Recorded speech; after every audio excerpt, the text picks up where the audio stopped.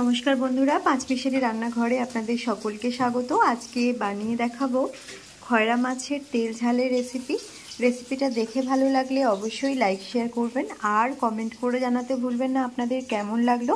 আর অবশ্যই চ্যানেলটিকে সাবস্ক্রাইব করে পাশে থাকবেন, পাশে থাকা বেল আইকনটি ক্লিক করে নেবেন নতুন নতুন রান্নার আপডেট সবার আগে পাওয়ার জন্য।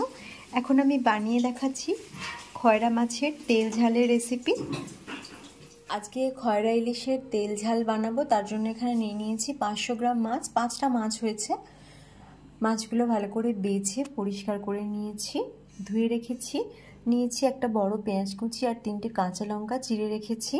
ধনেপাতা কুচি নিয়েছি সামান্য, হলুদ গুঁড়ো নিয়েছি 1 টেবিল চামচ, কাশ্মীরি লঙ্কার গুঁড়ো 1 টিস্পুন, ঝাল লঙ্কার গুঁড়ো 1 টিস্পুন, আদা রসুনের পেস্ট আছে 1 টেবিল চামচ, একটা টমেটো পিউরি নিয়েছি, সর্ষের তেল 4 টেবিল চামচ, আর নিয়েছি নুন স্বাদ মতো ব্যবহার করব। প্রথমেই মাছের মধ্যে নুন হলুদ মাখিয়ে নিতে হবে।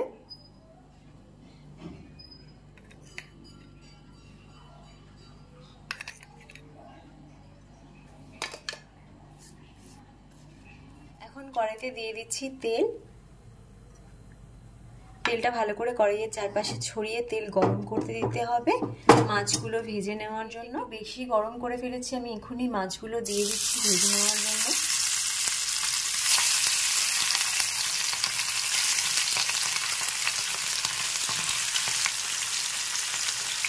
মাছগুলো ভেজে নিচ্ছি।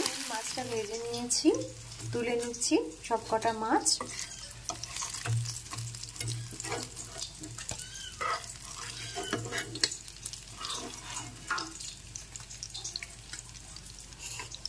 এবার আমি এর মধ্যে দিয়ে দিচ্ছি পেঁয়াজ কুচি।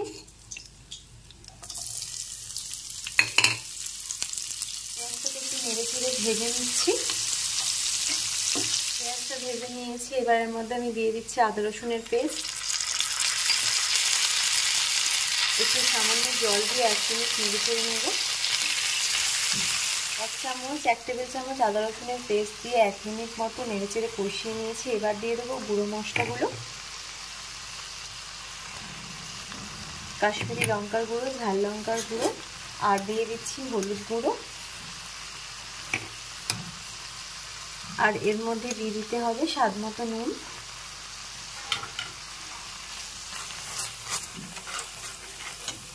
মশলাটাকে কষাতে হবে, সাথে মিশিয়ে দিচ্ছি টমেটো পিউরি। সবকিছু একসাথে নিয়ে খুব ভালো করে মশলাটাকে একটু কষিয়ে নিতে হবে। এখন মশলাটা খুব ভালো করে কষিয়ে নিয়েছি। এবার দিয়ে দিচ্ছি এর মধ্যে কাঁচা লঙ্কা 3টে, অবশ্যই কাঁচা লঙ্কাগুলো চিড়ে নিয়েছি। সাথে দিয়ে দিচ্ছি ধনেপাতা, আলাদা একটা ফ্লেভার তৈরি হবে। এখন মিশিয়ে নিয়ে দিয়ে দিচ্ছি সামান্য পরিমাণ জল গ্রেভি তৈরি করার জন্য। মাছের ঝাল দিয়ে গরম গরম ভাত খেতে দারুণ লাগবে। এখন ভালো করে নেড়ে চেড়ে গ্রেভিটা তৈরি করে নিচ্ছি, আর সাথে এতে মাছগুলো দিয়ে ফুটিয়ে নিতে হবে।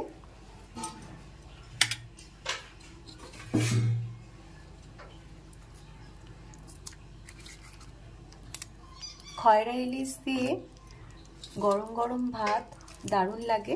তো আমি এখন মাছগুলো দিয়ে দিয়েছি, একটু এইভাবে গ্রেভির সাথে এপাশ ওপাশ করে উল্টিয়ে নিচ্ছি আর 2 মিনিট ফুটিয়ে নিচ্ছি।